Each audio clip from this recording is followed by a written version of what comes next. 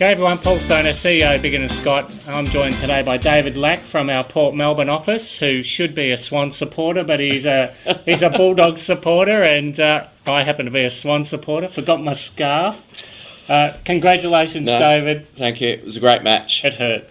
Yeah. It hurt. So tell us a bit about the day for you. Oh, look, pretty emotional day. Yeah. I took my father, who's been a long time Bulldog supporter, grew up opposite the Whitten Oval, and I assumed that he'd been to the previous two grand finals, but he hadn't. So I was really glad that we were able to secure tickets and enjoy what was to be a pretty special occasion. Certainly was, and I was at the game as well, and I felt like I was the only Swan supporter because whenever the Bulldogs kicked a goal, the crowd would just erupt, and the Swans would kick a goal, and it's all quiet. That's right. I think whoever we were playing were probably up against it. I think everyone wanted the Doggies to win, except Sydney supporters. But oh, look, it's a great thing. How many years is it?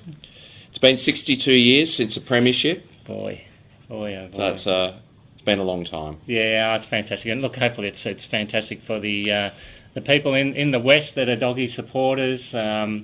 Nothing like a bit of encouragement to lift the area. And well, that's right. And I went to Whitten Oval the next day, and to see 30,000 plus people on the Oval was amazing. And I think even 10,000 on Thursday or Friday. That's right. The last training session. So yeah, incredible stuff. And look, it was an amazing game to watch. They just shut the Swans down. They just absolutely crowded them and shut them down.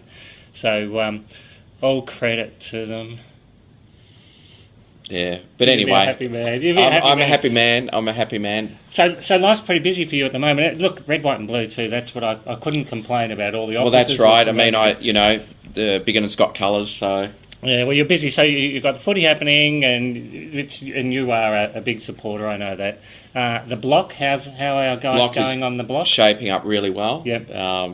Was down with Will and Carly yesterday, and having a look at how it's progressing, and they are creating an absolutely amazing apartment. Yeah, they seem like a terrific young couple, and they've got some great ideas. Great ideas, and for a couple that really hasn't done much renovating, I mean, they do have some couples that have done quite a bit. Yep. They are very, very consistent. Yeah. And I think they're going to be definitely one of the fan favourites for sure. Yep, fantastic. Yeah. Well, we'll find that out on the open day. Absolutely. But what they've created, just the openness and the proportions and being on the ground floor, I think it's going to be a really popular apartment with buyers. Yeah, no doubt about that. They look large and high ceilings, everything. Fantastic product. The open days have been announced. What it is? The open day is going to be Sunday the 29th of October, which is over the Melbourne Cup long weekend. Yep. But gives people the opportunity to travel afar. Yes. If they wish to. Yep. And if you're watching this and you are thinking of going along, my suggestion would be get there early. If you can't get there early, relax and just go throughout the day, because there are major queues, but there's a lot of activities there. They'll have marquees set up. There's one of the years I went, there was a band playing during the day. So there's a lot to do and see, but expect to be waiting around for a while. That's right. But look, the contestants are like they have been previous years. They're wonderful people. They're pretty down to earth. Yep. Great activities. We'll have a marquee for our chosen charity, which is Heart for Kids, and we have some great things there for people to pick up and to purchase. Yeah, it's a great thing. So whether it's lollies or whatever we're doing this year, we've got something up our sleeve, but you'll have to come to our market. Okay. Something that hasn't been done before. All right, fantastic. Now we're here for the September market wrap. How was it for your area of South Melbourne, Port Melbourne, and surrounds? Yeah, the listings have still been down on what we've seen probably previous years. Yep. We've had a really good month in terms of every property that we've offered for sale has sold. The apartment market has been particularly strong. Yep. And we've had the instance where we've had some private sales and converted them to auction. Yep. Sold for more than the asking price. We've had private sales that have sold for more than advertised price. Yep. And auctions are selling well at auction and selling before auction. Yeah, yeah.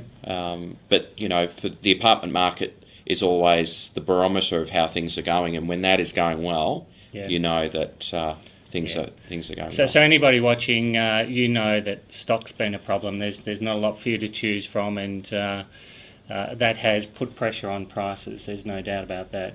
But are we expecting more now that we've just stepped into October? We're expecting a little bit more stock? Absolutely. I mean, probably in the last couple of weeks, we've been speaking to a lot more vendors. Yep.